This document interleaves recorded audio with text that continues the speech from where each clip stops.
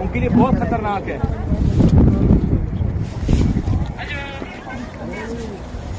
आवाज आ रही है मेरी कि नहीं? उनको कहें कि इधर अपने नफल में अदा करना, इधर ही अदा करना है। उनके लिए जाना बहुत मुश्किल है, खतरनाक है उनके लिए।